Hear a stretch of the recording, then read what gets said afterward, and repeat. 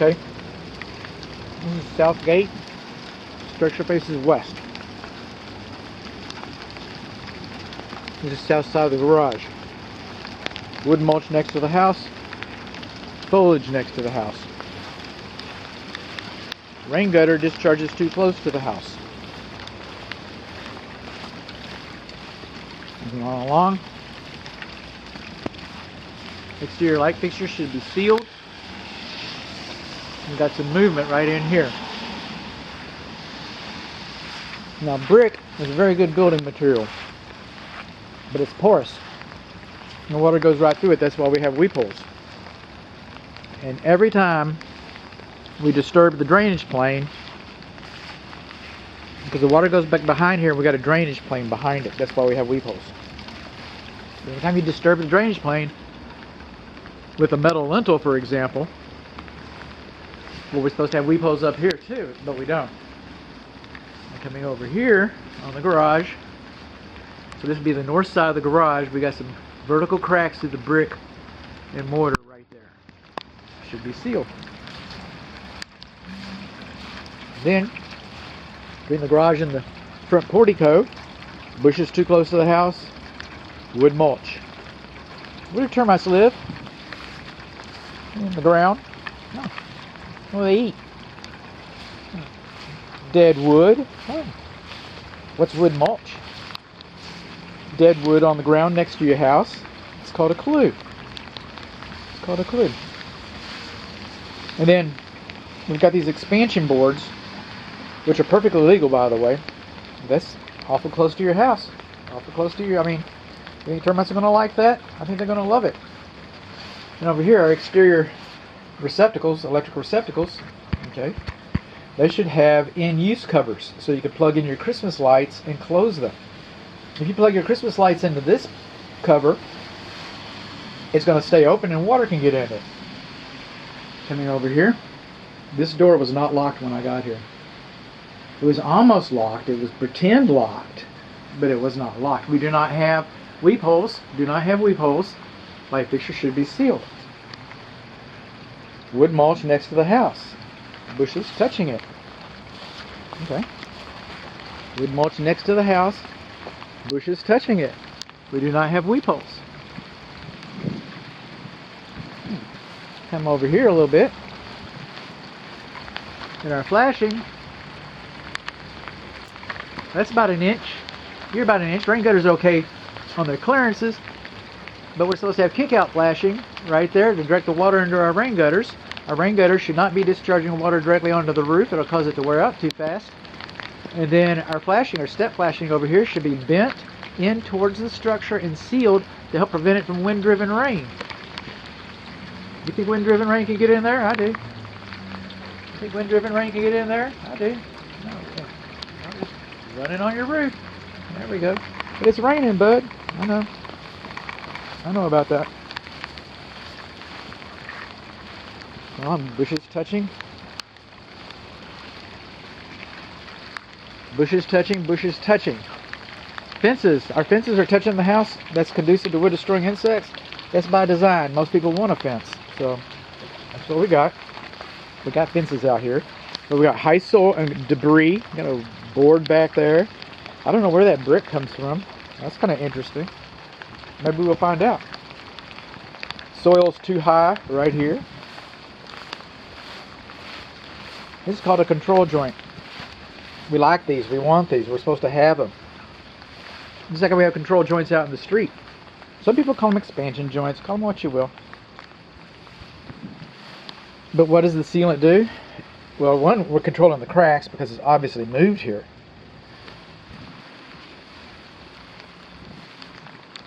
But when sealant dries, it shrinks and pulls away from the materials. So every couple of years, you're supposed to go around and seal this. This is all supposed to be resealed. Now I measured the foundation, the floor, okay, floor elevations, and they weren't exactly horrible. I didn't calculate slope. I'm not an engineer. Home inspectors should stay in their lanes, but and I can see signs of interior movement. I see signs of exterior movement. But But this is a cladding. Before we get all upset about it. But, and by the way, another inspector inspected this house recently. And, you know, no two inspectors see the same things the same way. So, there might be some more information about this house. He might have even been privileged to more information than I was. I was able to transfer that information onto his report. So, okay, that is a post-tension cable. So we have a post-tension slab foundation, very good. Post-tension cable. Now, having said that, though, the metal cables is a very strong foundation, but that's supposed to be sealed. That's supposed to be sealed. The cables can rust. The metal gets weak, breaks. Okay. When metal rusts, what does it do? It expands, and then it cracks your concrete. Cable breaks. It can be a very expensive fix, or not very, relatively expensive. Now, right in here, okay, more cable ends. More cable ends. Look at that. Now, this very corner, you know, that's not a nothing. Okay, that is, I'm going to call it out, okay, because it supports the brick, but it does not reflect on the foundation. The other things do. And we've got our siding all in here. Look at this siding. These exposed nails, as ugly as they are, there's nothing wrong with that. Okay. But they've gone in here and they sealed in there, and you're not supposed to seal in there. It's supposed to be a flashing behind that. Okay, so we're missing our flashing right there.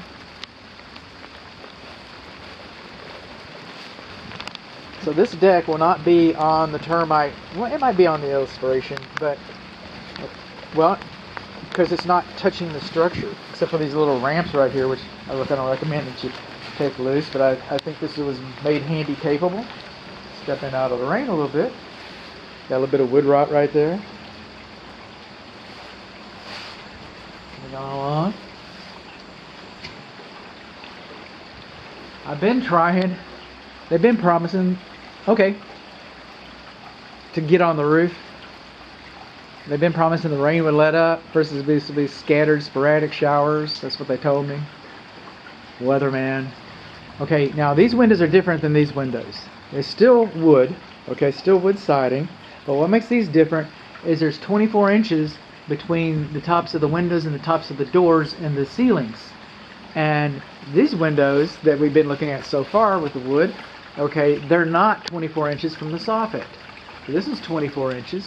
One, we should have kick-out flashing right there. And then you should have Z-bar flashing at the top of this window. Top of this window is that door, those three windows, that door, not that window. That's a potential right there. When I go back inside, I'm going to be kind of paying attention to that corner. Yeah, buddy. Sure am. I'm going to be doing that. How's the water look back here? Yeah, it looks like water. Okay.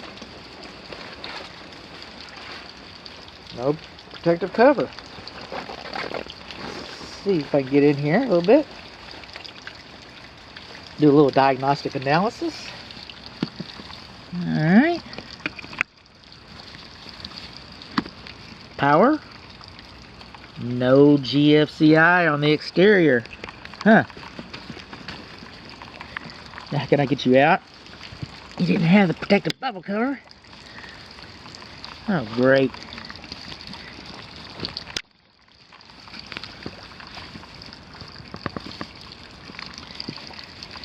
I'll get you out in a minute. Got a pond. Bad leak right there. And come around to our condensing unit. Missing a sprinkler head right there. How does this window look? Well, this one looks kind of, got a little separation in here too, don't we? Okay. Got a whole video for that.